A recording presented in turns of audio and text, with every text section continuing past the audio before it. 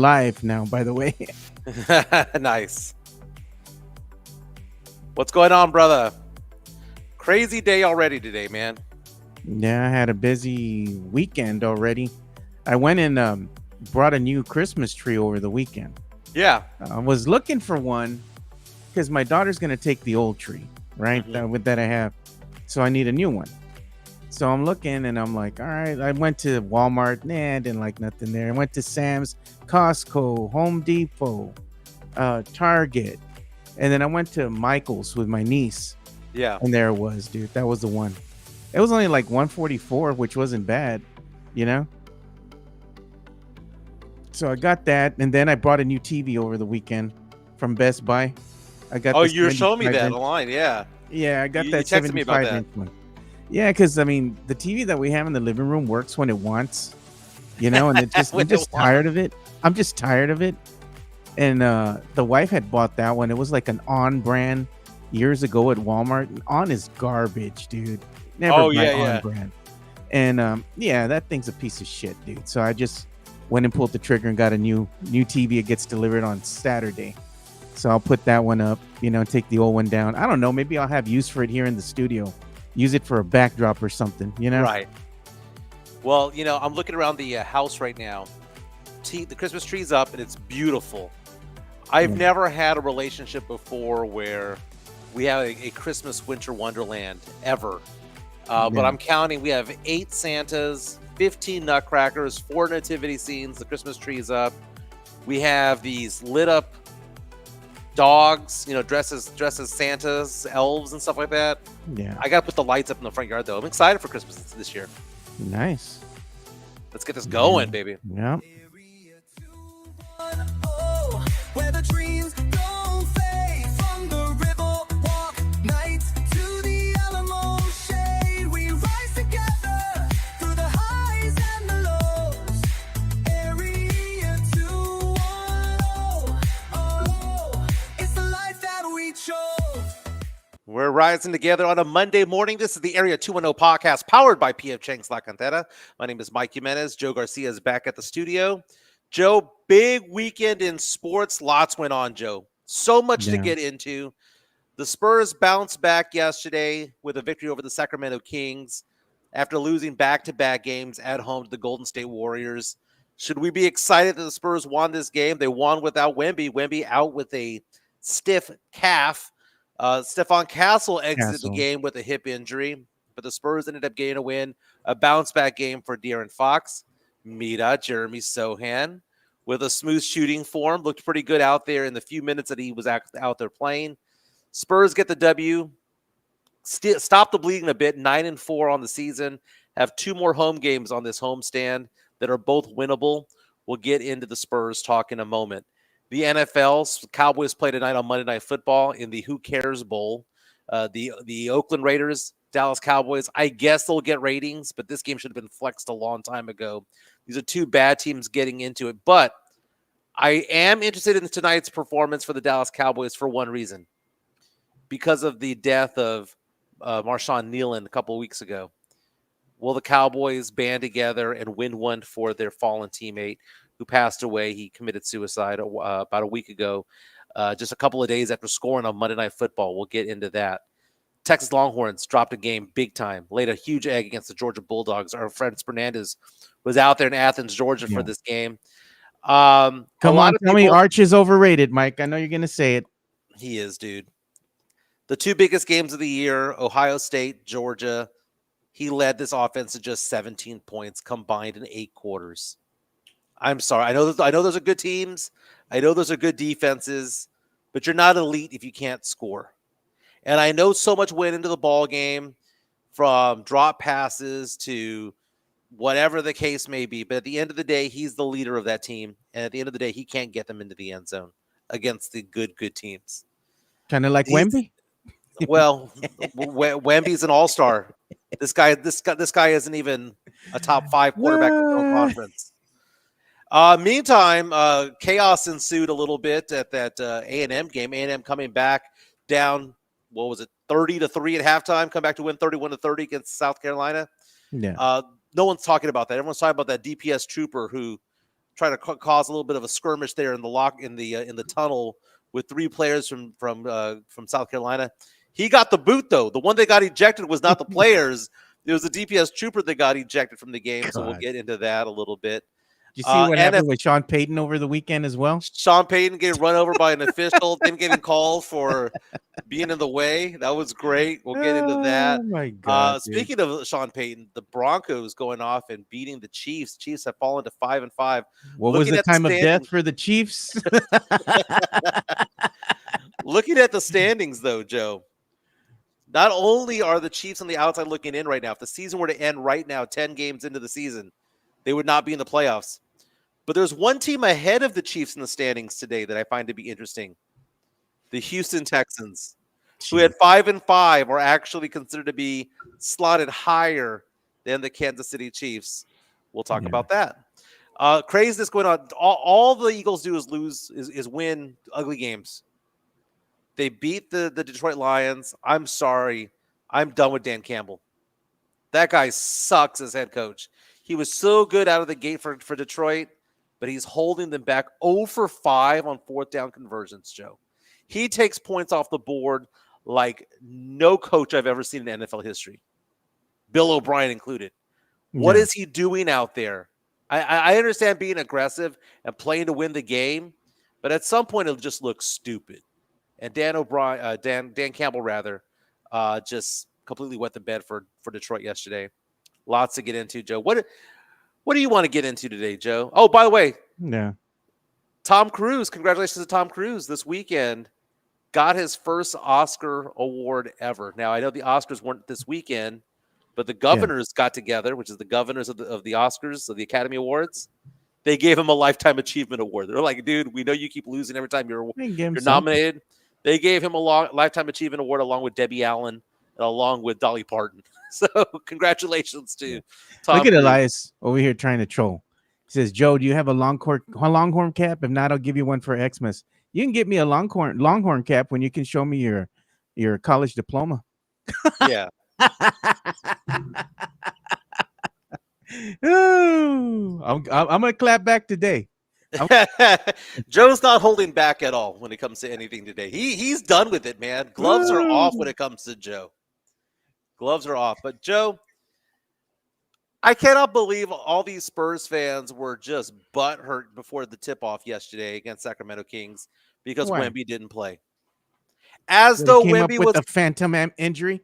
Phantom injury. That's exactly what it is. It is called load management. Okay. Mm-hmm. Notice how they sat him against a team that they could beat without him. The worst team in the Western Conference, or arguably the worst team in the Western Conference, they sat him down for a little bit of rest. He wasn't going to play 82 games. He's not Harrison Barnes. He's not Champagny. He's not Chris Paul, who last year all got 82 games played or 81 games played. He was going to, if I had told you, Joe, how many games would he play this year, provided that there's no major injury, you would have said 70, 73, right? Which means he's going to miss about 10 games throughout the year. They load managed him. He looked perfectly fine walking into the arena. He looked perfectly fine on the bench. He looked perfectly fine walking out. They gave him the day off. Everyone back off.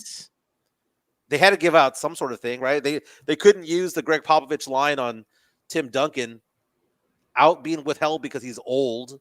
They couldn't do that. What does that say? Like, it was a Sunday game, right? Sunday afternoon at that, yeah. Early game, families were going to be out there. You know, people pay money to go and see Wemby, and he's not even going to play. Come on, man. Like, why are you saving him this much? If he's generational, why does he need that load management? No, generational has nothing to do with it. Everyone gets load managed these days, dude. It's dumb. It's idiotic, dude. Just play him. Everyone gets load managed. You do, Joe. You said it last week. You're like, what's the shelf life rather of someone? That's why you play him, dude. The shelf life isn't as long. No, that's why you load manage him from time to time. I don't mind it, Joe. Dude, he can play a couple of minutes and then you pull him and be like, he might have gotten injured. You can't do that because that'll reduce his stats. His points per game goes down. His rebounds per game go down. You can't do that. He's going to play 72, 74 games this season, which means it's going to be load managed, provided that he's healthy and doesn't have another issue with blood clots or whatever the case would be. He's going to miss 8 to 12 games this year anyway. And yesterday just happened to be one.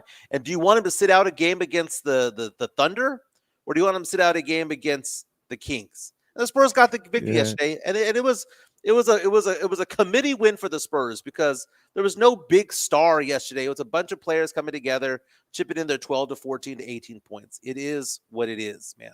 Spurs got the victory, stopped the bleeding a bit, 9-4 on the season. Spurs fans are just, and this is. I've been told this before about Spurs fans. The Spurs fans are very, very, very spoiled because of the years of 1998 through, or even going back to 89 to 2017, where it was just 50-win season after 50-win season. Spurs fans are very, very, very, very, very spoiled. And even though we are 6 years removed from being anywhere near that, coming on saying, "Oh, we need to fire Mitch Johnson." He's 9-4, man. 9-4. One of the best records in the league right now. Spurs right now 5th in the Western Conference right now with a 9-4 record. 3.5 games behind Oklahoma City, who's the top seed right now at 13-1. 9-4. Yeah, we got to fire Mitch Johnson. 9-4. Yeah, Wemby's not playing well. Wemby's going to be an all-star. Mitch Johnson is going to be a coach of the year candidate. It is what it is, man. I don't understand. Wemby's not generational. He's just tall.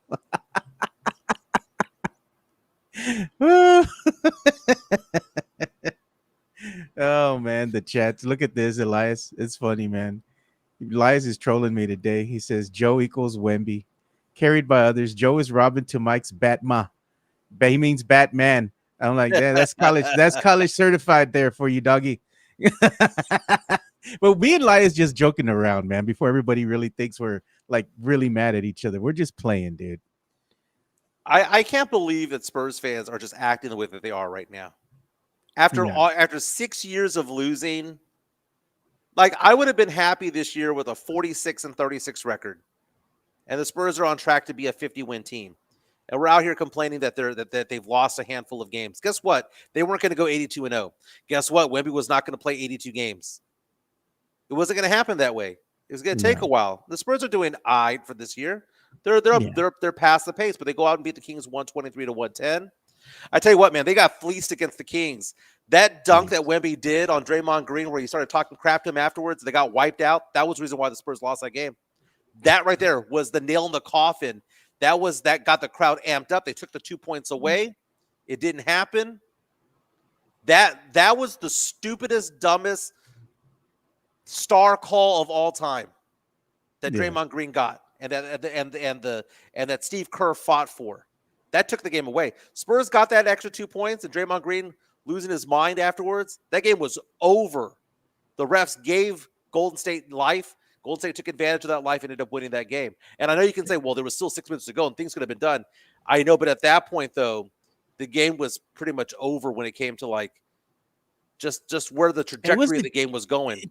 It just wasn't one play. It had nothing to do with the bad, play calling. It had nothing to do with the poor decisions with the ball down the stretch, with the Spurs missing defensive rotations, leaving people wide open and knock down threes. I'm like, they made the same mistakes again. There's a difference between there's a difference between a 6-point lead and the crowd not into it, and an 8-point lead and the crowd on their feet.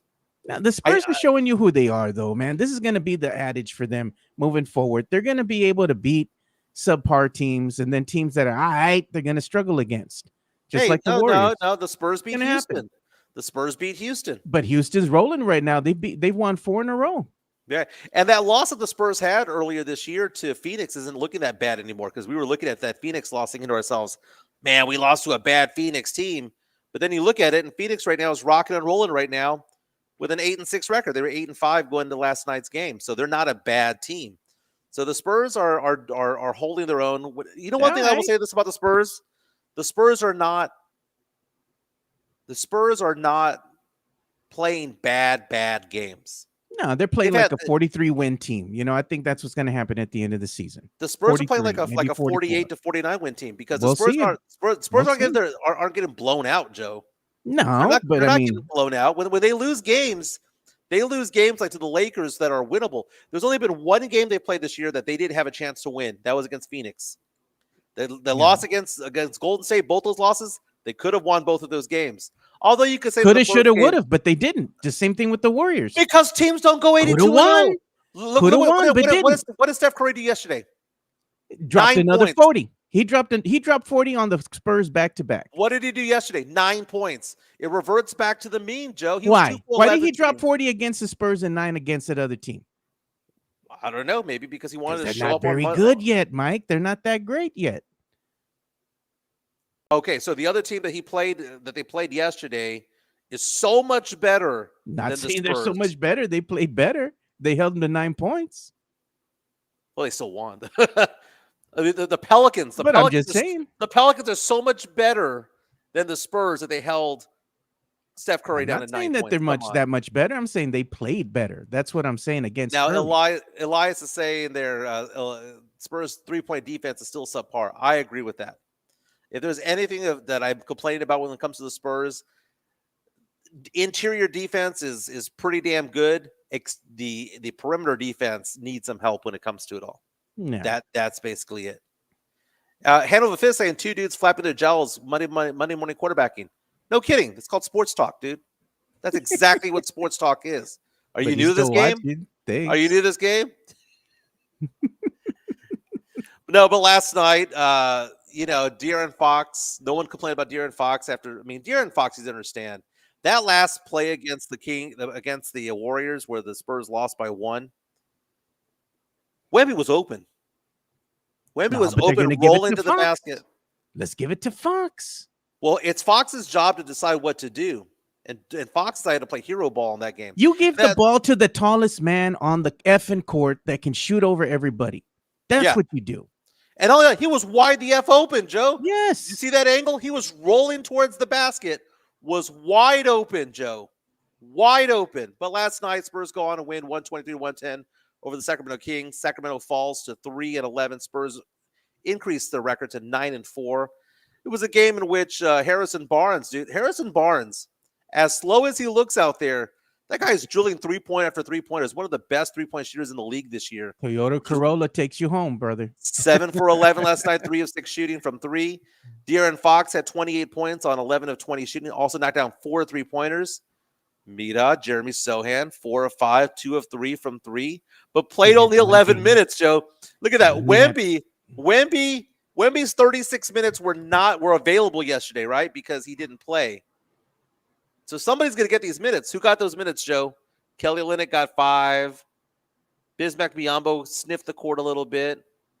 But Jeremy Sohan only played 11 minutes. Stephon Castle played only 4, leaving the game with a hip issue. But they say it's no big deal. No big deal. Ruins his stats for the year, but it's no big deal. Caps 210 says the Corolla got his oil change after y'all's hate.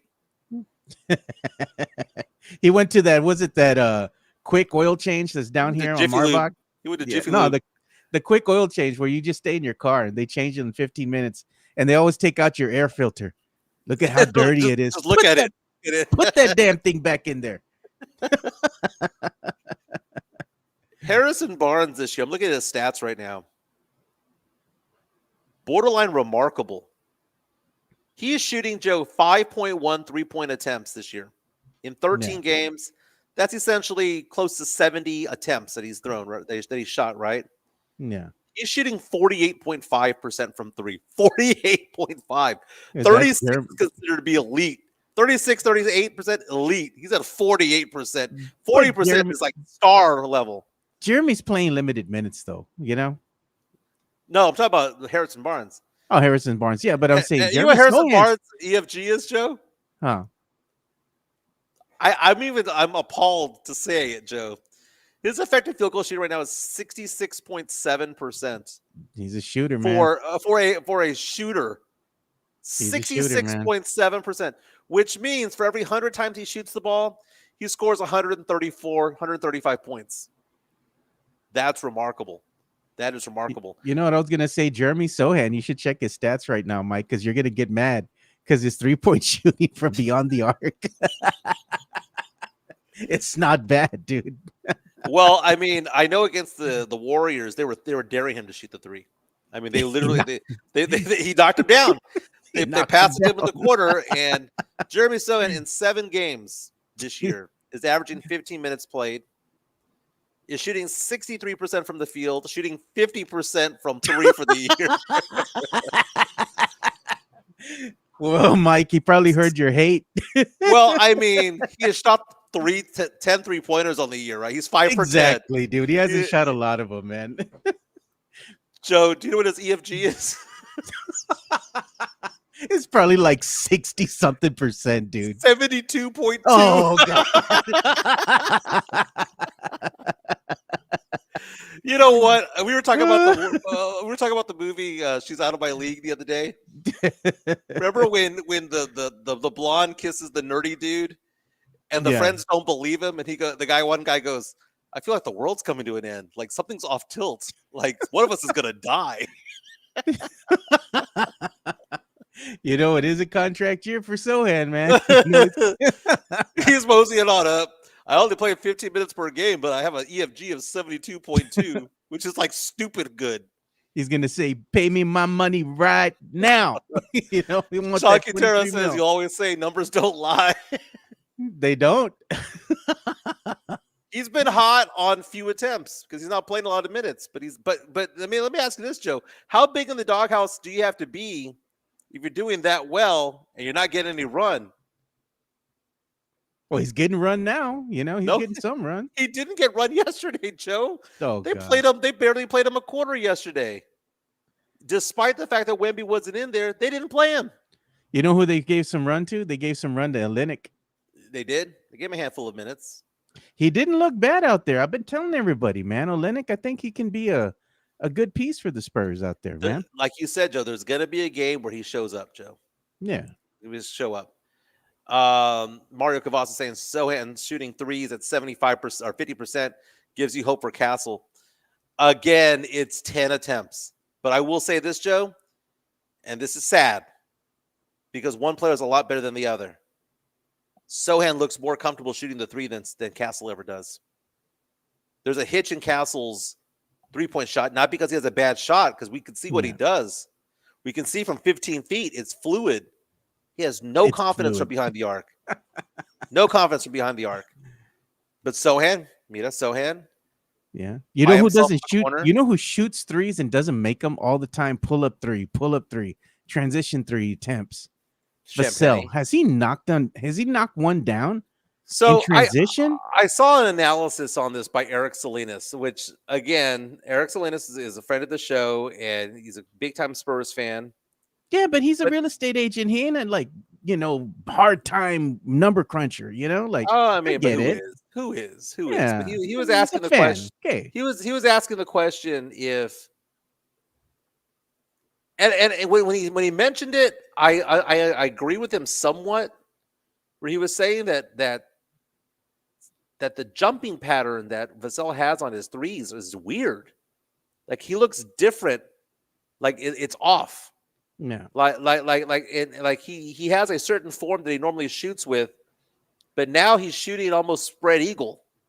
And I don't know if he's trying to draw contact or if he's trying to get a foul called against the defender or whatnot. It just doesn't look natural when he's shooting anymore. When he shoots straight up, it's natural. But on transition, he's doing this awkward shooting motion where his legs seem to be all over the place. It's kind of weird, Joe. Kind of weird. But I don't know, man. He just has a weird motion to his three, especially in transition. I don't understand why he does that, and it's asinine. When he comes up the court, I don't mind him shooting in transition, but have somebody down low to rebound. It's when he's shooting. Yeah, that's what I'm saying. That he makes poor decisions because the thing is, he runs up the court and there's nobody there, like no one. He's in no man's land. Let me shoot a three, and the Spurs are in a real close race down the stretch, down by one or down by two. They can actually, maybe tie the game or something. And he does that pull up three, and there's nobody underneath the rim to get the rebound. There's no one to pass to. No one set up. The offense isn't set up, but the opposing team's defense has already beaten him down the court. So he's trying to beat the defense and shoot a three. And it's not a high percentage shot. Like in those types of situations, he needs to do better with the ball and get his teammates involved. Sometimes the best play is just a simple pass. Yeah, agreed. And I'm looking at Vassell's stats right now. Weird stat. He's on pace to have the most 3-point attempts ever in his career. He's shooting 7.2 per game. He's also on pace to have the lowest 3-point accuracy in his career. That's not a good thing, Joe. When you're shooting more and making less. I mean, his shooting percentage isn't bad. The problem is that he's actually a good 3-point shooter, but he's at 34% on the year. 34% isn't crap. It's just not good. It's just like, all right. 34% is what you would expect from a Keldon Johnson, or what you would expect from a player who is not necessarily a 3-point shooter. Yeah, but he's a couple percent below his average. His career average is 37%. So he's shooting 34%, shooting 7.2 per game. Okay, Mike, I'm gonna have to leave you real quick because I gotta deal with the people from the AC place. Hey, not a problem, man. Let me go ahead and put you on. Hold on. Let me put you on, and I'll go ahead and bounce out here real quick, okay? All right, man. Let's see some of the comments back. that we have going in so far today, man. Hey, thanks. Good morning to Alex Noriega, Sam Salinas, Tex-Mex Frank, Jonathan Bettis, Midtown Texas, Caps, Texas Latina. What's going on? Chris Gonzalez, all of you guys in the chat right now. You know, the Spurs going off and winning this game, it does stop the bleeding some, right? I understand the disappointment against Golden State. The first game, Golden State outplayed the Spurs. Spurs outplayed Golden State the second game and ended up getting the L anyway. But I just look at this game and I think to myself, that dunk that did not get counted was ridiculous. And that, to me, is the reason why the Spurs lost that game. Sith coming out saying, Mita, Arch Manning. We're going to get into Arch Manning a little bit later when it comes to it all. Spurs have 2 more games on the homestand. Jonathan C says, cue the halftime music. Yin Yang Twins, baby. Yin Yang Twins. Let me see the Spurs schedule right now. Spurs have 2 more home games coming up. They should be winnable games, and then they go on the road for a couple of games, and then they come back to the Frost Bank Center. We got a game tomorrow against the Grizzlies. That should be a win because John Morant's been playing like trash. And then the Hawks come into town. Interesting thing about the Hawks are winning without Trae Young. It's almost like they got better when Trae Young left with that injury. Did you see that Zachary Reese-Arcee play yesterday? Effing brutal, man. Go on to Twitter, go on to YouTube, and search Zachary Reese-Arcee falling. He was going for a monster dunk. And you know, you get those dunks before where you slam it really hard and the momentum takes you under, and usually you hold on to it like a jungle gym type of thing. You hold on to it, then you come back, land flat. He swung all the way through and completely flipped over and landed on his back. And the opposing team didn't give 2 craps, went the other way, played 5-on-4 the rest of the way. But the researchers say should be fine, but that was actually a pretty scary moment. Going back to the Spurs, though, Devin Vassell is not playing up to his ability. He started the season pretty hot. He struggled as of late. De'Aaron Fox, I think he'll be fine. You know, it's funny how everyone complained about me earlier in the season when I said that I liked Dylan Harper playing with Castle, and I thought that Fox might ruin things a little bit. Fox comes out, has a big game when he first comes into the season, right? Finally plays the season, has a big game, and everyone's like, "You see how you're wrong, Jimenez?" And then what happens later? About 2 weeks later, everyone's all bitching about De'Aaron Fox. The thing about Jeremy Sohan, though, I don't understand. Because I will be a man and admit that Jeremy Sohan's playing a lot better than I give him credit for, that he's actually playing pretty decently the last 3 games. For some reason, he's not out there, though. And I don't get it, man. I don't get it at all. Sam Felicia Down says, Mike, do your impression of Joe saying, I'm still here, Arch. I can't do the Lermo voice, man. I cannot do it. Midtown, Texas. Mike's looking effing cute on the right side. Down to 232, baby. Down to 232. Going to make my way to 225.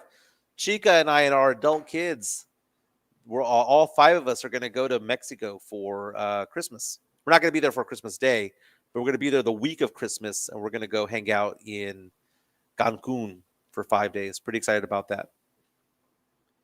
Elias saying, ask the AC guy how he feels about Sohan. Man, not even the AC guy can cool down Sohan. Sohan's been on fire these days. Let's go ahead and go and talk about the Texas Longhorns. We'll get back to the Spurs in a moment. So Emmanuel Acho, formerly of ESPN and FS1, is coming out and saying that the Texas Longhorns have no chance whatsoever of making the playoffs after they got punked by the Georgia Bulldogs there in Athens over the weekend.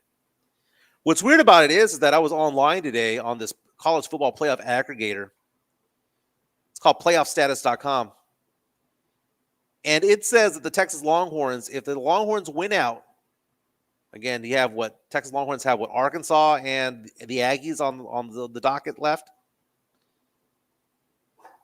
that the Longhorns have more than an 80% chance of still making the playoffs as a 3-loss team.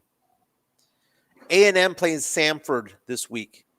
That's that one game that typically most teams have early in the season, that lay-down game, that it's kind of like a preseason game, if you will, in the regular season. Texas had that against Sam Houston. Texas had that against 3 teams this year in back-to-back games early this year where they played really bad teams, FBS schools and things like that. The Aggies are doing that now. They're bringing that game now. So they're going to be undefeated going into the game against the Longhorns.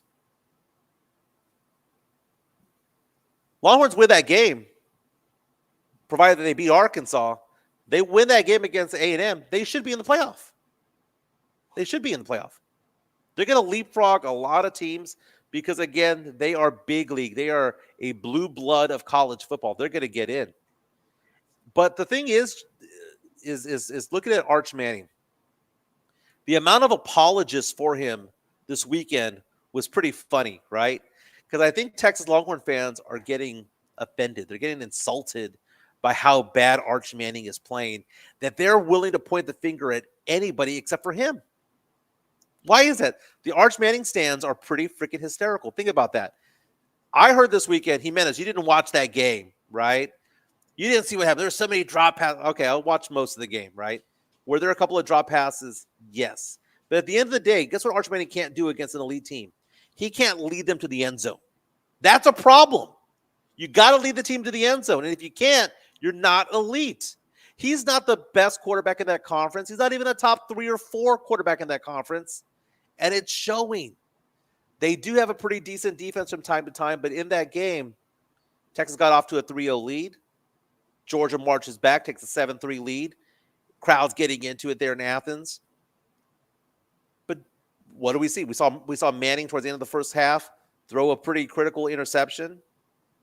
We saw Georgia go up to a 14-3 lead. Then Arch Manning finally has a good drive, right? Finally leads them to pay dirt, 14-10. At that point, the game was over. Georgia scores a touchdown, and then they have the balls to go for an onside kick. And at that point, by the time Arch Manning got the ball back, they were down by like 3 scores, and the game was over. So everyone's like, well, it's because of the defense. It's because of special teams. It's because the receivers dropped the ball. No, it's because Arch Manning is not elite. Is he an okay quarterback? Yeah. Would he be wonderful in the American Athletic Conference? Yes. Would he be a wonderful inside the Sun Belt? Yes. In the SEC, he's all right. He's an average quarterback in the SEC. All the schools in the SEC, he's halfway there. He's better than half. He's worse than half. And that's not necessarily going to be enough to get him into the playoff. But because their name is Texas and they have Bevo and Matthew McConaughey on the sidelines and the Longhorn logo, they get a win against Arkansas. They go off and beat A&M, an undefeated A&M team. And they go in there, what did they be, like 9-3 at that point? They're going to get in the playoff. And they should be in the playoff because they had the balls to play Ohio State early in the year. It's like if Ohio State's number 1 and Georgia's in the top 3, and those are their losses. I know they lost to Florida, but those are the losses. They'll be fine. Mike, can you talk about the Saints? They had a bye this week. They and the Colts were on a bye this week. They were on a bye this week, and thank God, because we're now seeing how it's all unfolding. I think the thing about the Saints, I'll talk a little bit of the NFL right now. We'll go back to the Aggies in a bit. Fernando Mendoza, who's the quarterback for Indiana, is kind of right now the consensus number 1 quarterback on the draft board. Do the Saints have to be number 1 overall to get Fernando Mendoza? And is Fernando Mendoza actually a player to get you? Is he really a legit number 1 player? Because is this a bad crop of quarterbacks? There are some drafts out there where there's a ton of stud quarterbacks. And there's some years where it's just a bunch of crappy quarterbacks coming out, but you try to take the chance on them. I like Fernando Mendoza. You know, he can run a bit. He's of Cuban descent. Plays for Indiana. Indiana is the number 2 team in the nation right now. Mendoza's a good player. His brother is his backup there at Indiana. I like what's between the ears. And the reason why I say that is because we saw this most recently with Jackson Dart with the Giants. You have a quarterback who's very cerebral, who knows how to break down plays, who's a great communicator. I'd rather have that than a quarterback who, is just athletically talented and nothing more than that. We saw Shadur Sanders yesterday play his first game ever for the Cleveland Browns as they lost to the Baltimore Ravens. But I like Fernando Mendoza. But I don't think that the Saints need to move up from 3-1 to go get him, because if the season ended right now, the Saints would have the 3rd pick in the draft. But the teams that are above him, that are at 1 and 2, don't need a quarterback. So would the Saints sit there at number 3 and hope that Mendoza falls to him? Would they take the second best quarterback in the draft, and if Mendoza gets taken early because somebody leapfrogs ahead of them? This happened years ago. The Saints had their eyes on a guy named Patrick Mahomes, and Mahomes got taken early. The Saints were on deck. Kansas City jumps ahead of the Saints, takes Patrick Mahomes, and we saw what happened thereafter. Speaking of Mahomes, they lost to the Broncos yesterday. It was so glorious, man. It was so glorious. It was 19-19 at one point, and you see Denver get the ball back.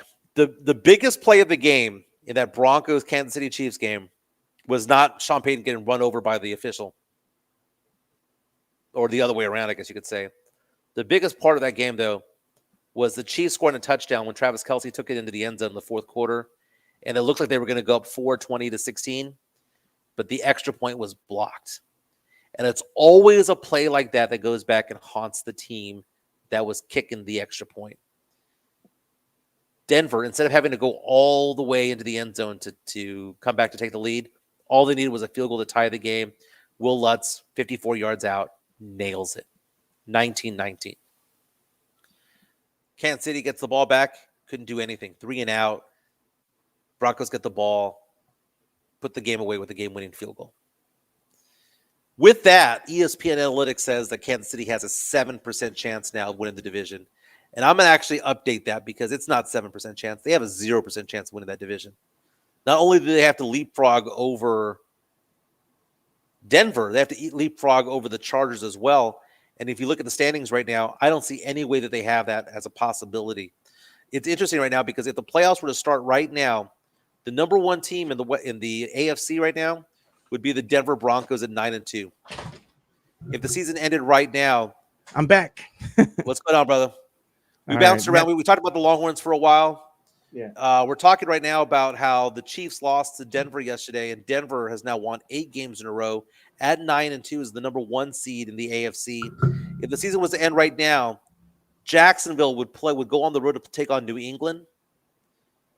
The Chargers would go on the road to take on Indianapolis, and the Buffalo Bills would have to go on the road game 1 to take on the Pittsburgh Steelers, who, by the way, Aaron Rodgers broke his wrist yesterday. Meantime, on the outside looking in, you got the Baltimore Ravens, who have won 4 in a row, now 5-5, 1 game behind Pittsburgh for that division. So now we have an injured Aaron Rodgers. What happens there? Baltimore looking like they're in the position to come in and jump into that 4 spot in the AFC. Meantime, the Houston Texans quietly have won 5 out of 7 games. They played the Tennessee Titans yesterday for the 8th time this year. Why does it always seem like they're playing the Titans, Joe? Always. I don't know. So here are the victories in the 5 of the 7, Joe. Tell me respect or disrespect. They started the season losing back-to-back games against 3 teams that should be in the playoffs this year. They lost to the Rams. They lost to the Buccaneers and the Jaguars. They come back and they beat the Titans. They beat the Ravens without Lamar Jackson. They lose to the Seahawks. Again, they lost to a playoff team. They beat the Niners. They lost to the Broncos. So every team that they've lost to, Joe, is in line to make the playoffs. Yeah. They come back and beat the Jaguars again. They beat the Texans, the Titans again. And next week, Joe, Thursday Night Football, Joe. Dang. Home against Buffalo in Houston. Kansas City's dead in the water, Joe. They're 5-5. They're done. Time of death was Sunday. They have guess who they play next week, Joe? Oh, Indianapolis. jeez, man. Indianapolis might actually put the nail in the coffin. Because if they're 5-6 at that point, they're not going to come back. Yeah. Sorry for me bouncing, by the way, too. I had to go and pay the AC guys. My AC broke. So I had to go ahead and deliver payment. And they were telling me about, how long they have the repairs are warranted for and all that. AC broke last night, dude. Just the condenser fan went out on me, and I had to go ahead and call somebody to come out here and fix it. And they've been here since like 8:30, something like that in the morning. Remember, I was telling you I might not do the show because I had the AC Yeah. guys here, but they finally finished fixing it. So I just delivered payment. Now I'm back. Sorry about the absence. Hey, not a problem. Hey, not only are the Kansas City Chiefs on the outside looking in right now when it comes to the playoffs, but so are the Detroit Yeah. Lions. Lions lost last night to the Philadelphia Eagles. Could only score 6 points. And I know people are bitching and complaining about that phantom pass interference at the end of the game, but that's not why they lost, Joe. They weren't going to score anyway. They scored 6 points the entire game. That Eagles Yeah. team, Joe, I cheered for that Eagles team early on, a couple years ago. I wouldn't call them my Sancha team, but they were just I was with them. The more I watch them play, the more I'm beginning to hate them, Joe. Just hate watching them play. Right now, the Eagles are now 8-2, number 1 seed right now in the NFC. Yeah. If the season ended right now, San Francisco would make the playoffs and go to the Rams. Green Bay, who won a close game yesterday against the Giants. I told you Jameis Winston was gonna lead the Giants to a close game. And what did Jameis do the last play of the game? Interception in the end zone. That train never late, man. And then you have Green Bay would take on the Bears. Man, that would be a divisional rivalry right there for a playoff game. And then you'd have the Seahawks taking on the Buccaneers in the 4-5 matchup. On the outside looking in, you have Detroit at 6-4, Carolina at 6-5. And after that, there's a big drop off between Minnesota and Dallas and Arizona. But I'm looking at the NFC standings right now, Joe. The best team in the NFC right now is by far the Rams. But they have to leapfrog over the Eagles. And the Eagles have an easy game this week, Joe. Who the Eagles got next? Your Cowboys, Jerry World. Oh, the Eagles they had a hard time against the Cowboys. I think it's going to be more of the same, but It ultimately was first game of the season. I think the Cowboys will still give the Eagles a fit, but the problem is that the Eagles just find ways to win, no matter how close the game's going to be. So I would think, on paper, the Eagles would be the victors on the game. You know what I mean? I mean, the Cowboys can put up a valiant effort, but ultimately, the tush push is going to be the deciding factor. Did you see that the officials yesterday with the tush push? A couple of things with that. Once was the Lions actually stopped the tush push legitimately. Yeah. And then they called a not offside. They called delay. Not they called a false start. Yeah. On the Lions. I mean, on the Lions. They called false start on the Eagles when it should have been offsides in the neutral zone. You see that the player lined up across the ball, and the Eagles player reached out to touch the hand, and then fell. Nullified the tush push. Well, which makes it so stupid, Joe. By the way, the best tush push play yesterday was the fake tush push by the Baltimore Ravens. They lined up in that setup, and Mark Andrews faked it, went around the line, and scored a touchdown from 30 yards out. Jeez, that was a great play. The funny thing is that what if the Eagles wind up, getting to the Super Bowl again, and it's like running the same play over and over, like you're playing Tecmo Super Bowl, right, from back in the day for the Nintendo, and you would just run one play over and over, and you would win, right? Mm-hmm. What if the Eagles are the equivalent of that, just running the same play over and over, which is the tush push, and it gets them to the Super Bowl again? They're not a good team, Joe. I mean, saying, though. We talked about this last week, right? Point differential, right? That kind of tells you how good of a team is, right? Compared to the Eagles are 8-2, and have outscored their opponents by just 33 points. Yeah. Do you know how many points the Rams have outscored their opponents? How many? 100 points. Jeez. So again, the Eagles, who are 8-2 with a plus 33-point differential. Here are teams that have a higher point differential than them. The Houston Texans, Joe. The Texans are 5-5 with a point differential of plus Here, I gotta 57. take this. I gotta take this real quick. All right. So are the Houston Texans better than the Eagles with a higher point differential? Green Bay has a higher point differential than the Eagles, plus 44. It's ridiculous, man. Man, Joe is leaving me out to dry right now. Just hanging out. Hanging out. Normally at this point, we say thanks to PF Chang's like that. I suppose we'll do that a little bit later. But I hope everyone's having a fantastic day. We're going to have some giveaways later on this week and next week as well. I'll be doing the show from Corpus Christi on Wednesday and Thursday. Have some business meetings over there on Wednesday and Thursday. Some of the giveaways, we have one of our listeners who is donating $200 worth of HEB gift cards. So we'll probably give them away as two $100 giveaways sometime, one before Thanksgiving, one before Christmas as well. And to be honest with you, we want to make sure that those who are in the running are those who really would like to, who kind of need it a little bit more than others, right? We don't want, people who are doing exceptionally well to get those types of prizes, but we'll have those going out there over the next week or so. I know Thanksgiving is right around the corner. It's pretty interesting that it's coming up so quickly. I don't know if you guys are like me and Chica, man, but me and Chica, we get tired now at 6 p.m. at night, All Joe, right, because it gets so dark outside at 7 o'clock. 6 It or 7 gets o'clock, dark. we're ready to go. We're ready to go night. God, dude, it gets dark quick nowadays. Yeah. I mean, that's just the time of year that we're in. It starts to get dark like 5:30. By 6 o'clock, it's already lights out and everything dark outside. Mm-hmm. So I could see that. This is the cuddle weather, Mike. You got to be careful with this, dude, because you're gonna wind up gaining weight because you're gonna be cuddled up, and then you're gonna want some cuddles, and you're gonna want something to drink, and before you know it, man, there you go. You're turning in early.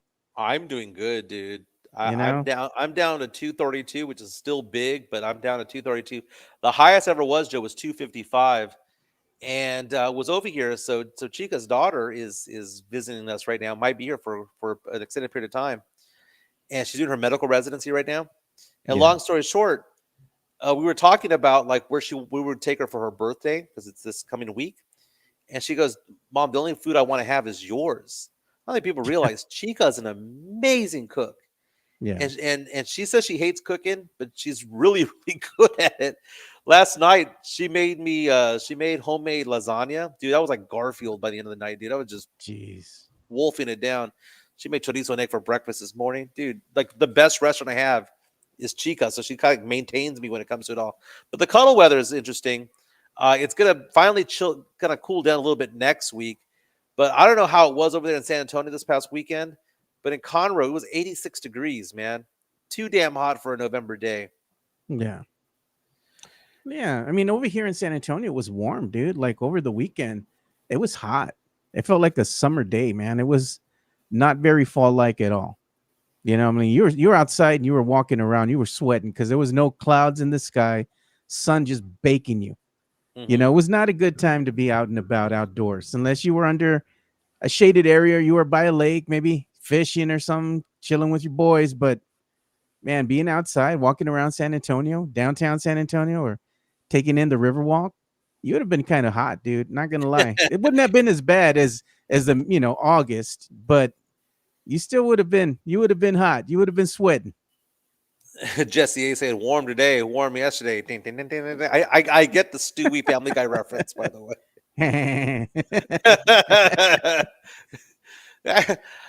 I got a splinter in my fingers. That's what he says.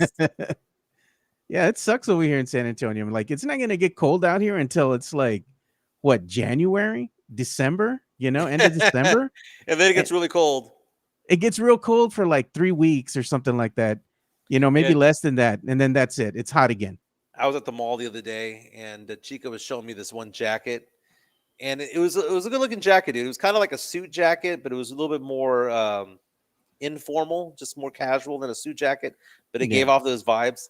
We're at Johnson and Murphy, and I looked at it. I was like, man, there's only going to be like 2 months out of the year that this jacket would actually be good because it doesn't get that cold, right? It's like a good December and January jacket, but that's basically about it. Yeah. Joe, what did you think about what happened over there in Kyle Field with that DPS trooper? Do you think they're actually going to punish that guy? I don't know, dude. I mean, they should do something. You know, I I mean, like how he acted like he was the victim when it came to it all. yeah. And I don't know if you can show the what happened, but South Carolina went into Kyle Field, a team with a losing record going against a undefeated A&M team. A&M was just awful the first half. That was not South Oh, Carolina kicking their ass. That was everything to do 30 with to how 3. flat they came out. They were down 30-3. It was one of the biggest come from behind victories in A&M history. They come back and just blank South Carolina in the second half to go on to win 31-30 and maintain their undefeated status and still remain number 3 in the college football rankings. Do you But have it up on your Twitter? I don't. You could Okay. just look up Aggie's deputy or Aggie's trooper. And during the game, again, South Carolina goes off to a 30-3 lead. One of the plays was an 80-yard touchdown by a wide receiver who got hurt on the play. So he crosses the end zone and he starts hobbling a little bit, holding his right hamstring. And he makes his way into the tunnel. Well, 2 of his teammates follow him into the tunnel. And as all 3 are walking back, a trooper comes in and basically collides into them, right? Just bumps shoulders into both of them.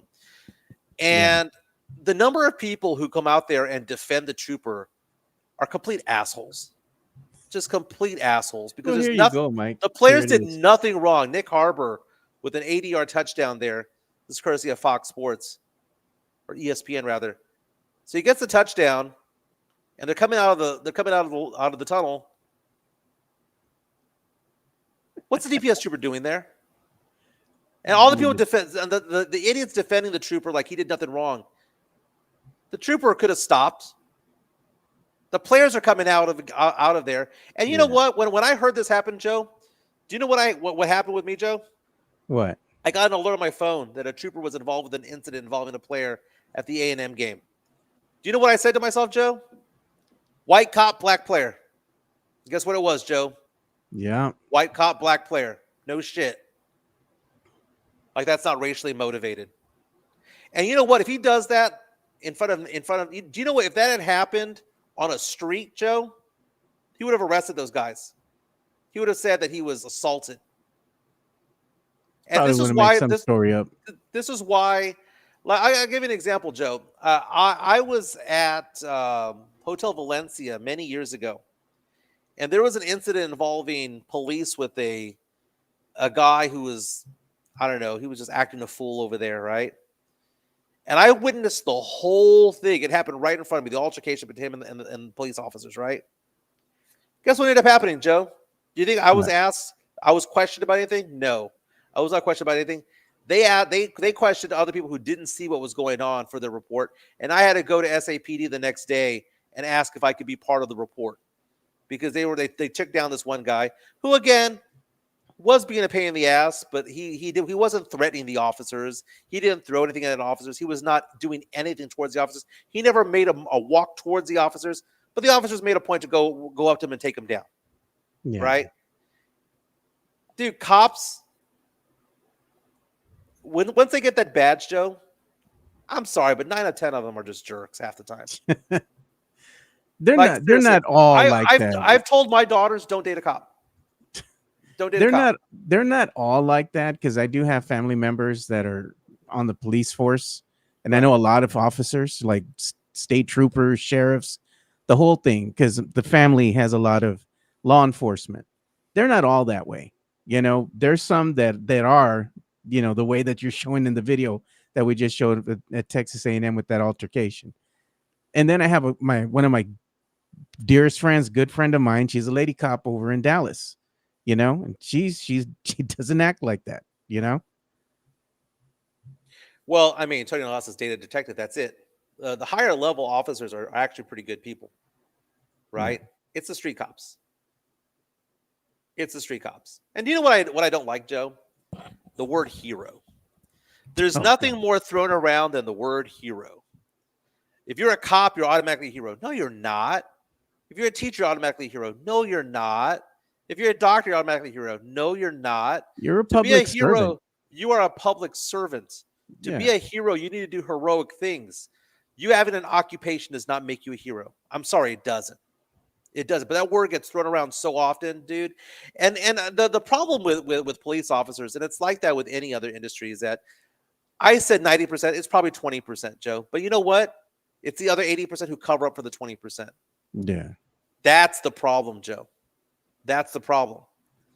And I like that comment that Mario Cavazza says. He was relieved of his duties, giving him more time to spend at KKK meetings.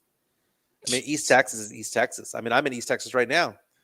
You Yeah. know, in this neck of the woods, literal woods. I mean, I can show you outside. There are woods out here. That there's certain areas out here where you're told it's racist out there. You know, they don't believe it. They don't like being called that, but everyone knows that it is what it is. Look at Rafa. He said he was sweating balls yesterday at La Pulga. Yeah, it was hot, dude. I'm telling you, if you were out there and you didn't have no shade, you were sweating. We do an outdoor pulga. Yeah, probably, dude. You know, you're out there by your Mission, or you're going to Bussies or something like that. Yeah. I mean, it's hot, dude. Even if you go to like Trader's Village, I mean, not every area there is shaded. You know what I mean? What's a good pulga in San Antonio? I don't know. I like going to Mission, the Mission open air market. I've been Southwest going there since Military I was a kid. Yeah, it's way out there on the south side, dude. I've been going there since I was a kid, man. But that's Southwest Military, right? Going out towards the missions. Yeah, it's over there by 410, way out there by what do you call that? Mitchell Lake and that area out there. Yeah, I mean, that one's all right. They got good music out there. They have a whole dance floor and everything. Like, it's not a dance floor, but they have an area for people to dance. That's not bad. That's not bad. Chica makes fun of Market Square, though, man. Why? She says it's the same store done 12 different times. It is, except they have some different stuff, though. Like when you get inside, like if you're walking and, out and about walking, right? When you get right off the street and you come in, the first couple of stores there kind of tell you what's available there in the market, right? But when you go inside, sometimes you find different stuff, like you're not going to find out right in the front. But for the most part, it's all the same. Yeah. Chica and I were looking at a house yesterday. We showed the kids. It was in Edna, Texas, Joe, which is basically Victoria. Yeah. Had an indoor pool with an indoor slide. Nice.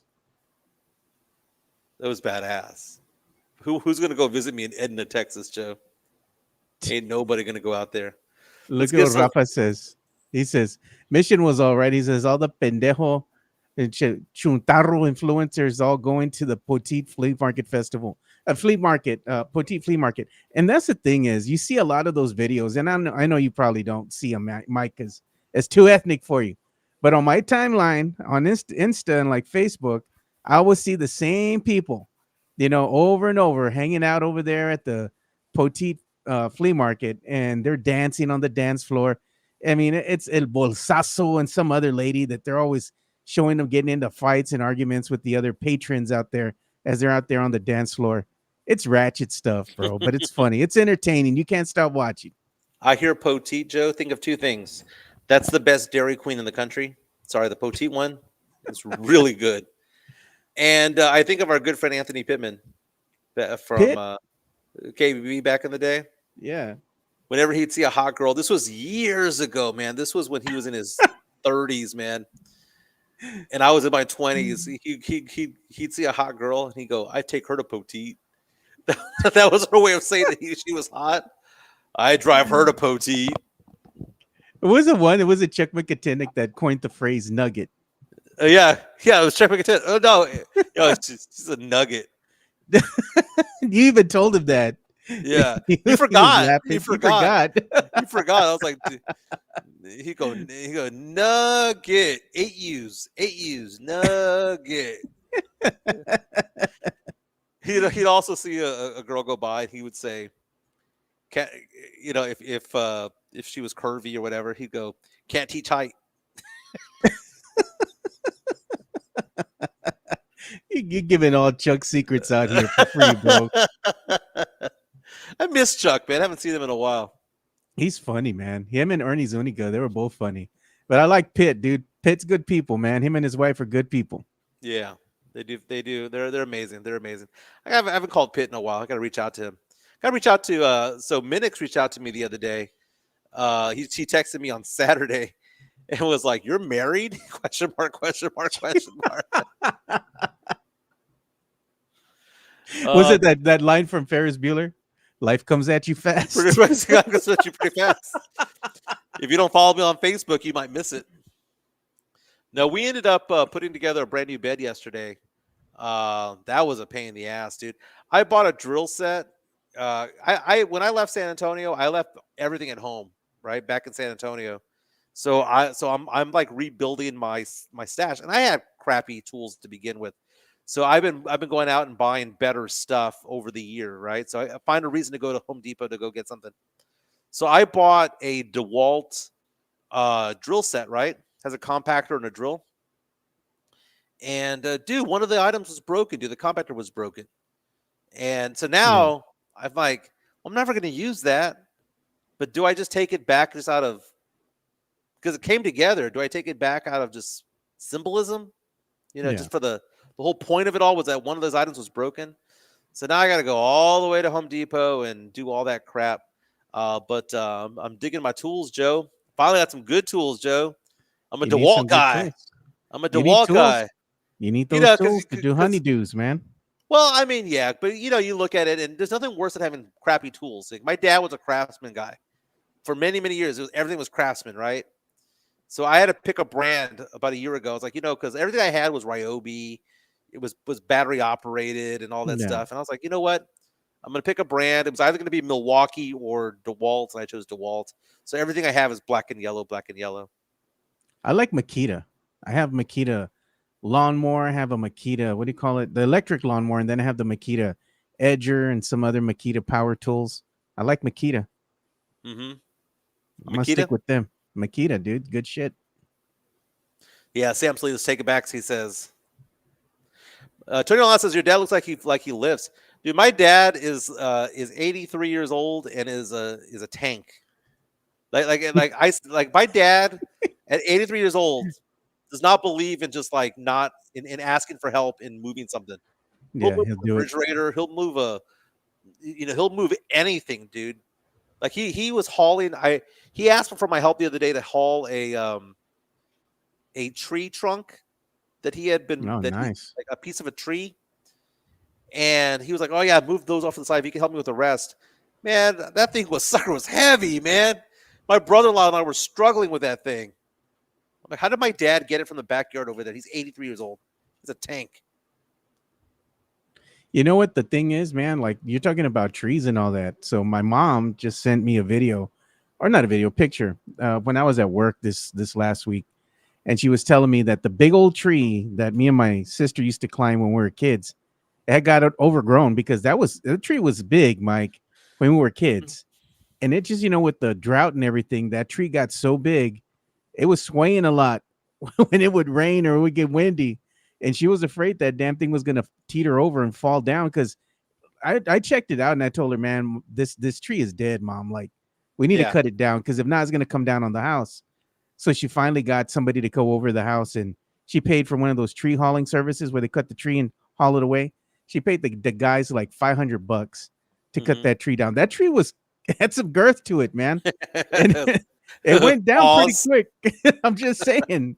And it weighed a lot, dude. When they cut it down, she says, you heard the thud, it hits the ground and they had to cut it up and haul it off. But man, I understand what you're saying. The trees, when you fall them and then you have to take the pieces and put them in the back of the truck or move them, they're heavy, dude. Massive, dude.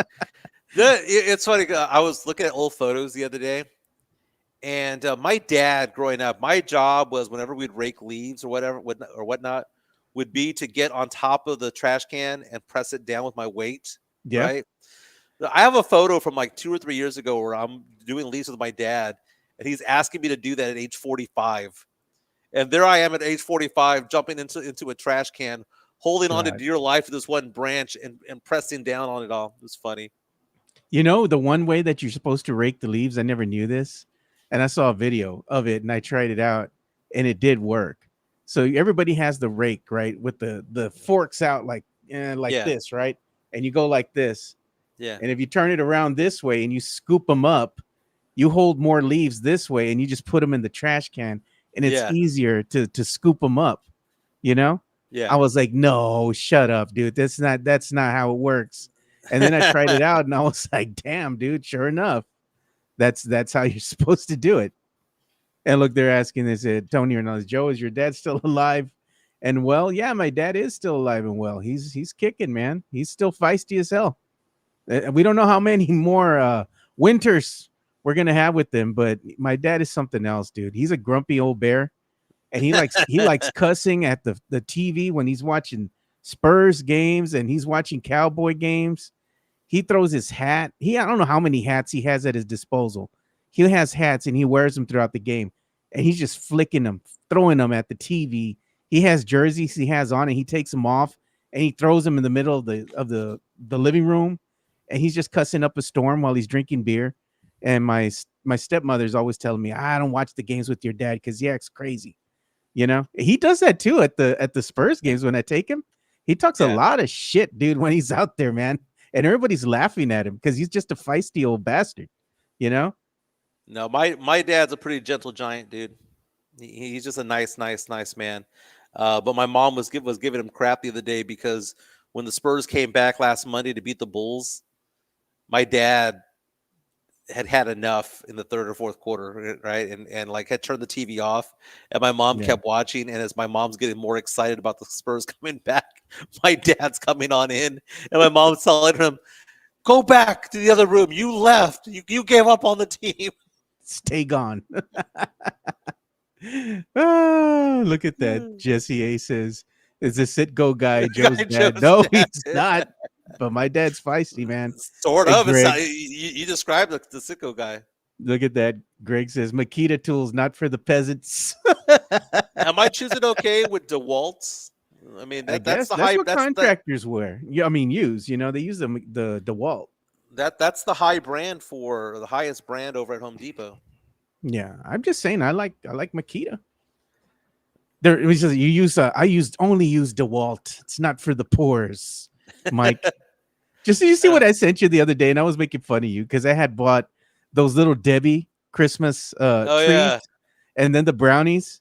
I went to HEB the other day, and I was out there with baby girl, so I picked them up because they had them. They were like on sale. You get two, and you get them for like $1 off or something. I said, "F it, Yeah. dude! I'm gonna get them." And I took pictures, and I look. I'm eating the snacks of the poor, Mike. Oh, they're hood rat snacks. They're hood rats. Yeah. Hood rat snacks. I mean, it is what it is. Joe, I'm looking at the house right now. Should I give a tour of all the crap that we have around here? Yeah, All right, I'm gonna have to take off the headset real fast. go ahead. But I find this to be funny. So, can you hear me, Joe? Yeah, I can hear you. All right. So, the number of Santas that we have here, God, all those Santas. We have the tree up. Okay, so let's count the number of nutcrackers that we have here. There's 3. Those are about 3 feet tall. And then Chica has her army of nutcrackers over here. damn. And then we got this thing right here. The dog. It lights up. It's pretty cool. I've never had like a really that's here's another Christmas thingy and Yeah. more Christmas, Merry Christmas, and all that stuff. It's all over the house, including the outside. We have plants outside that are Christmas related. I got to put up the lights this weekend, or maybe before I go. Matt Thomas says an episode of Cribs. Oh, man. The best part of Cribs, by the way, Joe, the best part of Cribs was when they would open the door of the bedroom and they would always say, "And here's where the magic happens." And this is where the magic happens. I remember that. Speaking of that, dude, I might be moving out here looking for houses, dude. You know where I saw some houses that I actually did like? Mm-hmm. Willis, Texas. It's about the same distance as Conroe from Houston. Willis is 10 minutes from here. Yeah. It's funny because you and I had, and I don't know if we should tell this story, Joe. Yeah. Halloween, you and I had like several cocktails, and we're just talking back at Sean's house. Mm-hmm. And Chica was there, and you told Chica, you're like, Michael says that you guys might be coming back to San Antonio. And what did you tell her, Joe? Don't bring him back. Don't bring him back. I said don't bring him back because the city will never let you go. That's interesting, Joe. Explain this because I found this to be interesting. The reason why I bring this up is because it's difficult because I'm over here and I love it over here. It is great over here, but my business is in San Antonio and my business is in Corpus Christi and in the Hill Country. And I'm not going to start a new business over here, dude. I mean, it took me 20 years to build what I have over there. I don't know anybody over here, so it's not like I'm going to build a business over here. Yeah. So I do have some clients that I've met over here. But by and large, I leave here twice, every other week to go to San Antonio, to go to Corpus to like work with my clients. But it was weird that you said that, Joe. You're like, Michael needs to leave. Which is funny because like so many people from San Antonio tell me to come back. Yeah, no. The reason is like this, dude. Sometimes that, especially being in our age, you have a new life already, right? You got your lady and everything, right? Got married and made it official, right? Put a ring on it. Mm-hmm. Why come back here? I mean, there's a lot of things that tie you to San Antonio, but it's a nice place to visit. But why would you want to come back here? Like, start a new life somewhere else. You know what I mean? Fresh start. That's what I'm alluding to. Mm-hmm. Make new memories. You already have your memories here, brother. Like, go make some new ones somewhere else. Well, it's funny because like yesterday, Chica and I went to church. We went with her son and her daughter, and we went with her future daughter-in-law. And it's so nice and relaxing, that drive through the trees, through the woods and all that stuff. So nice and relaxing. I get anxiety when I'm inside 410. It's all the people, man. All the people that are here, bumper to bumper. People cutting in front of you, cutting you off. It's like at some point in time, you get tired of it, dude. I want to see trees. That's what I was telling Chica too. Like, I want to see trees, right? At some point in time, you get tired of the hustle and bustle. You seek more of a quiet life, Which is why when Chica and I are looking at houses in the San Antonio area, we're not looking at San Antonio. We're looking at Divine. We're looking at Lytle. We're looking at No, when we say Helotes, we're talking about deep Helotes, like far out Helotes, not Bandera 604. We're looking at Bulverde. It's just like the desire to be inside of a big city anymore just isn't it anymore. That's a young man's game. That's what I'm telling you, man. Just stay where you're at, Mike.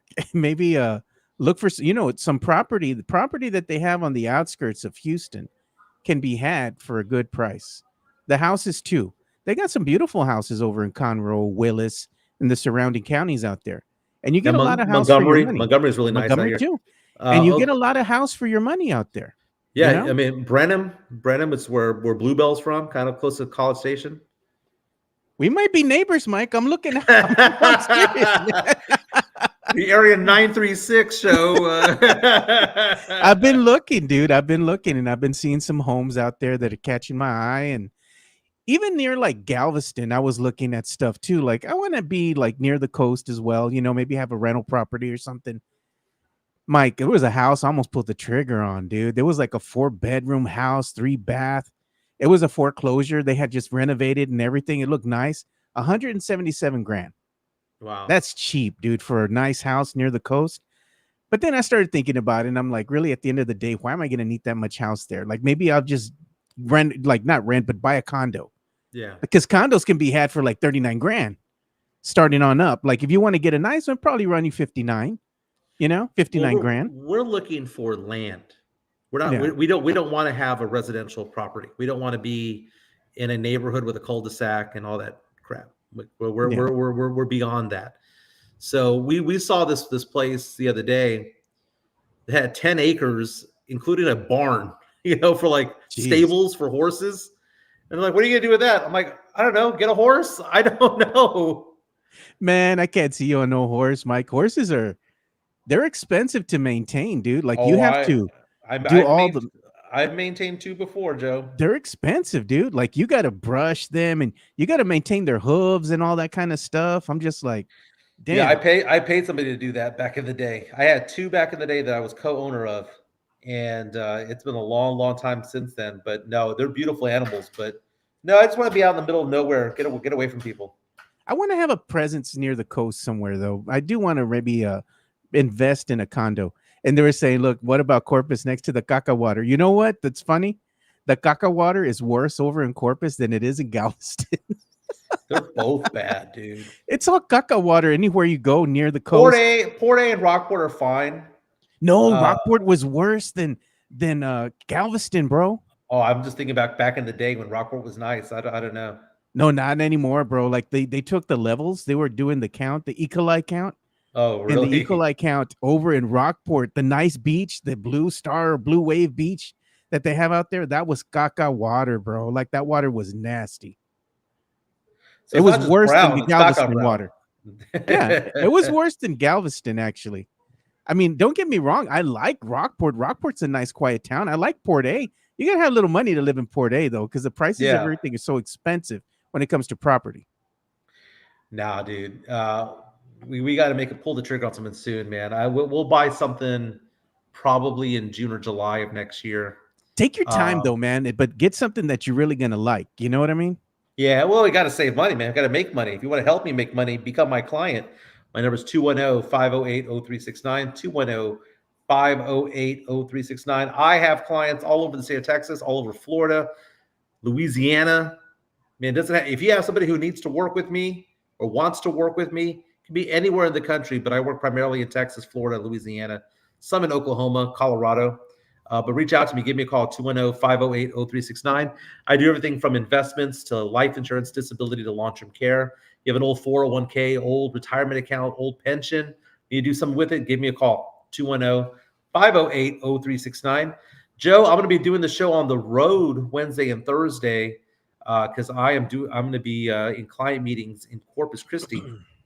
I have this one company over there that whenever they have somebody retire, they give me a call and they say, help this guy out. So I have a really good in with this one company over there that does a fantastic job. So I'll be there on Thursday. Don't forget, Wednesday is half off bottles of champagne and wine over at P.F. Chang's La Cantera.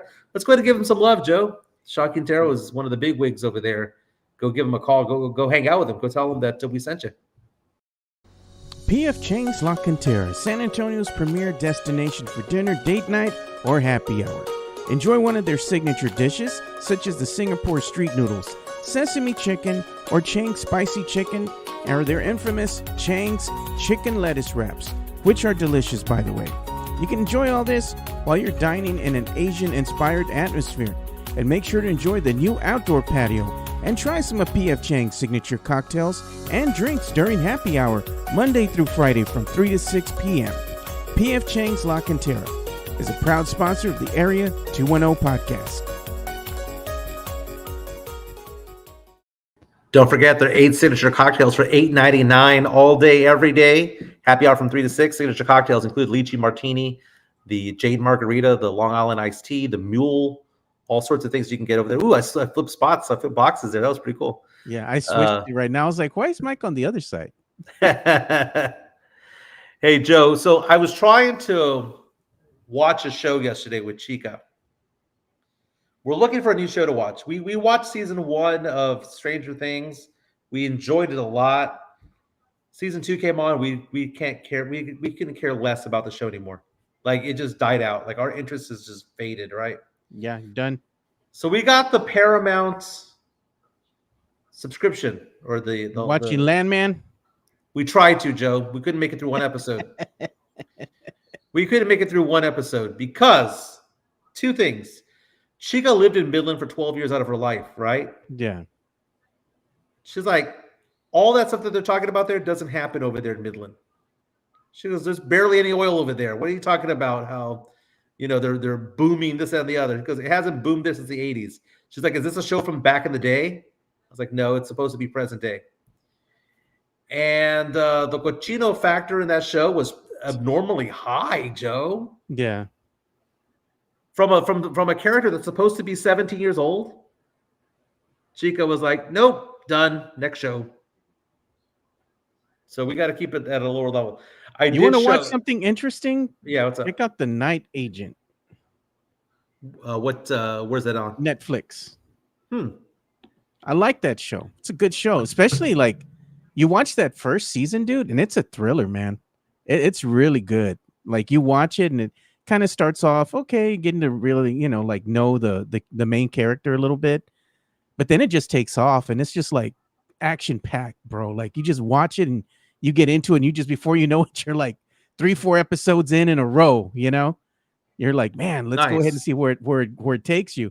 And it's a really action-packed series that's That's very cool. interesting. Yeah. That's cool. No, we have. I'll try to check that one out. Yeah, dude, I was so disappointed because I don't mind a little cochino-ness to certain shows, but that one seemed to be a little bit much, dude. We didn't even get to see Demi Moore in the show because Demi Moore wasn't even in the first episode. Dame más. Dame más. Very nice. He's still hot, dude. Gosh, she's got to be 6 years old, right? She St. still looks good. Elmo's Fire was like in 85, right? That was 40 years ago. You got to figure that she was 22, 23 at the time. Yeah. Ghost You was know a what good movie. You know what movie is overrated like a mofo, dude, that everybody claims that they love it. It's a classic and they love it so much and it's all right. It's not all that. Breakfast Club. Okay, first of all, you take that back. No, bro, that movie is all right. It's all right. No, I'm gonna tell you what makes that movie. What makes that movie is Emilio Estevez's soliloquy, his 3-minute monologue. Bro, they were in freaking detention.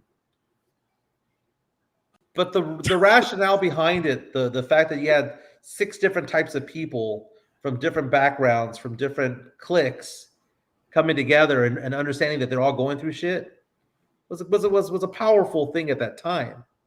But that whole thing about how that scene with Emilio Estevez basically crying, talking about how he's pressured by his dad to be the best and to bully people when he doesn't want to be a bully. The person that he bullies happens to be Anthony Michael Hall's friend, and how devastated they were when they found out that his friend had gotten bullied.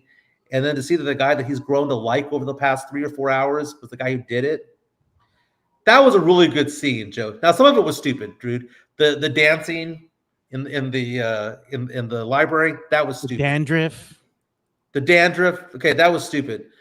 But certain elements of it all, like Claire, being told that people are nicer because she's attractive and that she's a tease and stuff like that, and there was a lot of good in Breakfast Club.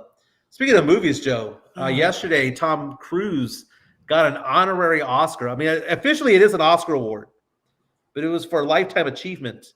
So it wasn't even at the actual Oscar awards, the Academy Awards. They presented him and Debbie Allen with lifetime achievement awards.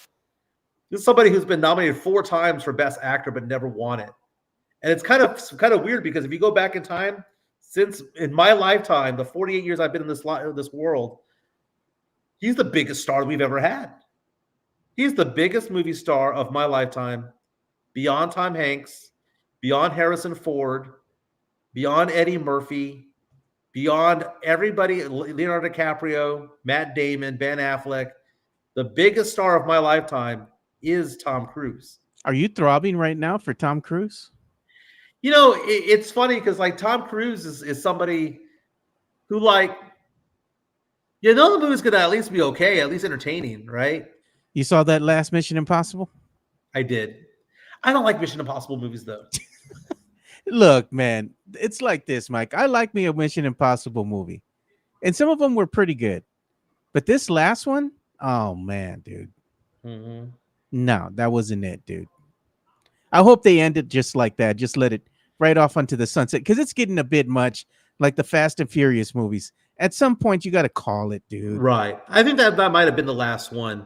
Yeah. But you know, Tom Hanks had better movies, like better like you know when you have like Forrest Gump and you have certain. Well, I don't know if I would say that, Joe, because I mean, Tom Cruise starting off with The Outsiders, Yeah. you know, all the right moves. He had that '80s thing going on.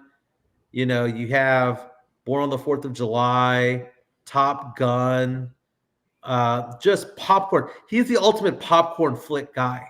Tom Hanks had movies like Philadelphia that Tom Cruise wouldn't have. But then again, Tom Cruise had A Few Good Men. And Tom Hanks he did a lot of cochino comedies back in the day Bachelor when he Party. first got started. Bosom Yeah. Buddies. He was more of a comedic actor. He had great comedic timing. Bosom Buddies, ahead of the time. Remember that sitcom that he did where they would dress as ladies and they were Yeah, at the Bosom college? Buddies. Yeah, that was a good show. Yeah. That was in the same vein as like Three's Company. Yeah. You know, Yeah. it was that kind of silliness when it comes to They it all. can't do those shows anymore, Mike. You know. By the way, Three's Company is an iconic, one of my favorite shows of all time, dude.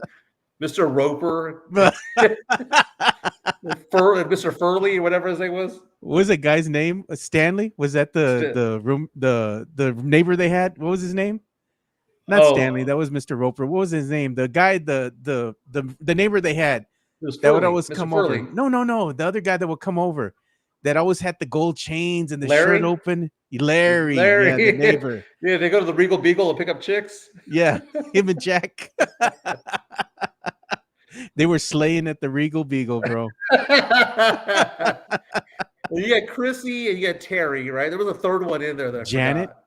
Well, yeah, but Janet was the brunette with the bob hair, right? Yeah. But the blonde ones, Terry. They had Terry. Terry. Well, Chrissy was the most popular one at first. Yeah. And then they had Terry, but there was a third one in there. It was Chrissy's cousin. Yeah. I forgot her name. That was a good show. It was ahead of its time.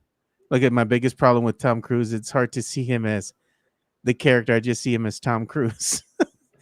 And then somebody put in here, he only believes in science. There it is. Because he's a part of that Scientology. He's a bit of a weird ass dude. No lie. Think about all the people that he's dated back in the day. He was with Sofia Vergara when Sofia Vergara was in her 20s. Yeah. Latina legend Sofia Vergara. Yeah, I mean, he goes through women a lot, dude, but he's a bit of a weird. To think that he had a kid with Katie Holmes.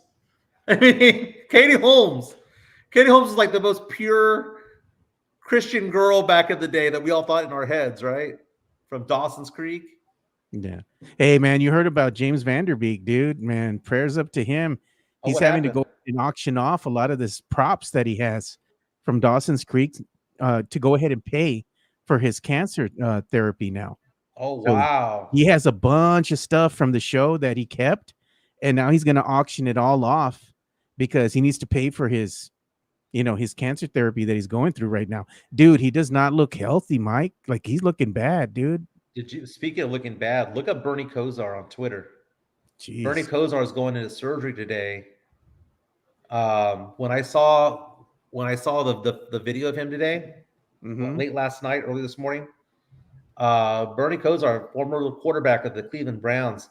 You remember him also from that ESPN 30 for 30 called Broke, where it talked about all these NFL players who lost their money immediately after retiring because they were just so bad with their finances, splurging on things, paying for things, entourages and things like that. And that's Bernie Kosar now, unrecognizable, having a liver transplant being done today because he has cirrhosis of the liver.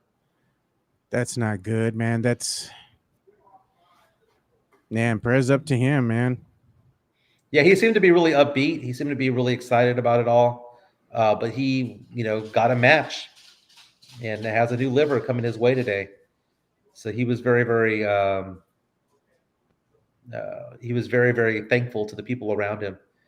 Yeah, poor guy, man. Hey, poor Jeff Garcia from Locked On Spurs, man. He's been sick, apparently. Pobre. He needs el Vicks. Ponte la Vicks. The last scene at Three's Company was Janet going off to be with her husband, Terry moving to California, and Jack moving with Vicky to start the spinoff show. It was Vicky. It was Vicky. Yeah. That was it. They rode off into the sunset. And the thing is, John Ritter actually tried to make a comeback. Was doing a sitcom that was on ABC, part of that uh I guess Friday evening Yeah, Eight Simple docket. Rules. And then he winded up passing away right when the show was starting to gain its momentum and it was thrusting him back into the spotlight. He winded up passing away, dude. And they still did the show, but it just wasn't the same without him. Yeah, so Eight Simple Rules had Katie Seagal from Married with Children, and the daughter was played by Kaylee Cuoco, who ended up becoming Penny on Big Bang Theory. Think about it. If Eight Simple Rules had kept going, we might have never have had her as Penny on Big Bang. Yeah. So, I mean, that was a good show, though. Yeah. That wasn't a bad show at all. Not at all. That's when they used to have, was it Family Matters with Urkel? Remember? Yeah. Yeah, that was way back when, dude. But prayers to up to you, Jeff. Hopefully you get better here soon. Maybe ponte la Vicks, drink some Sprite. Joe, I'm looking at Cam Newton on ESPN right now. Who dresses him? Why are you gonna hate on Cam, bro? Only he can pull off that look, bro. He ain't pulling it off. That's his look, man. Dude, I bet you won't tell him that in person. Cam's a big dude, man. He likes to throw hands, Mike. Dude, I saw Chad Johnson, Ochocinco. I don't know how old this episode was, but he was in an episode with Shay Shay. Yeah. And he was talking about the most embarrassing moment he ever had in his entire life. And he says he was hooking up with some girl who was telling him to do more. No and he goes, word. I don't have any more. He goes, I ran out. It was like that thing from, was it Star Trek? Is Scotty? I've given her all she's got, Captain. And Shay was looking at him going, you do realize this is being recorded, right? Like, this is not just a one-on-one conversation. Oh, man, that's all I had in me. How's that saying going from Star Trek again? I've given her all she's got, Captain. Hey, man, at least it wasn't as embarrassing as Unc, man. Recording the actual altercation, Dude, I cannot believe that was just done, like no big deal. Like it was like it was just done, and he didn't know that it was being recorded. Because like to record on Instagram Live, you need to call up the app, you need to hit the live button, you need to prop it off. There's like 3 steps, dude. The phone doesn't just like doesn't do it smell on its own. right. No. The story don't check out. No, not at all. She's gonna take his money. But he still kept his job. That was at that time, I think, where he was good for ratings for ESPN. And then at some point in time, Stephen A's like, nah, man, let this dude go. He ain't it. Yeah.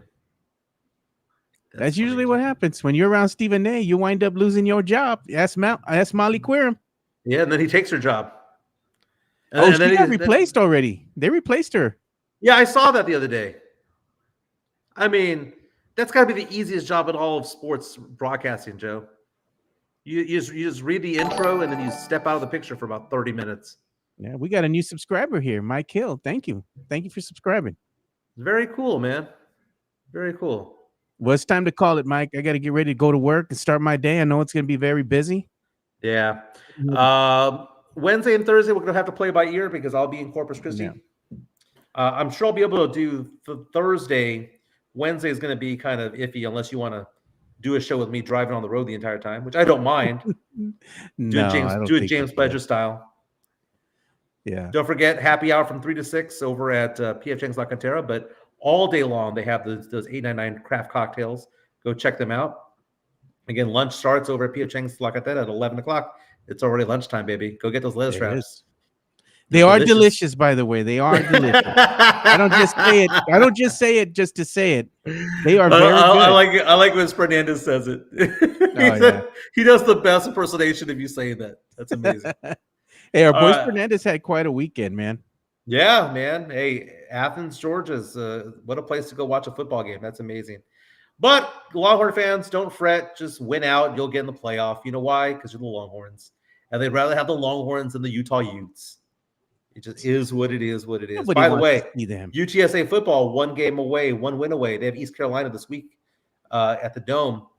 1 win away from being bowl eligible. Believe it or not. Yeah. They're back to 500. Believe it or not. And then also congratulations, everyone talking about that basketball player for the University of Houston, the top-ranked Houston Cougars, is balling out right now. Kingston Flemings is doing an amazing job. It's in Houston. I'm gonna go check him out. I refereed one of his games back in the day. So You tell him, remember me? Do you know who I am? remember me? Remember I did this to you one time? Remember? 6 steps not loud. You're not Giannis. I don't miss refereeing one bit this year, Joe. I have no desire to do it. My knees are finally back to normal. I have no desire to do it. Very nice. We'll be back tomorrow. Everyone give Wemby a break, dude. He was going to play all 82 games. Give Wemby a break. He'll be back next game. Dude, you should do this show in front of the Selena Memorial, bro. Wearing a Yolanda shirt, bro. Come on, Mike. There are Yolanda shirts. I didn't know they existed. We got to make you one. Just so Shut you can up, do the Gina. show. Free Yolanda. Yeah. You should just wear it. It should just say free Yolanda. Joe, I'm going to go have some lunch. Joe Chica made lasagna last night. There you go. Gonna go get some leftovers. We'll be back tomorrow talking more sports, man. We'll be back. Go Spurs, go. Cowboys tonight. Let's see what kind of tribute they give for Marshawn Nealon. That's all I want to see. Yeah. That's all I care about See. when it comes to the show. Cowboys will win tonight. Hopefully. We'll be back tomorrow. See y'all. All right. See y'all. Peace.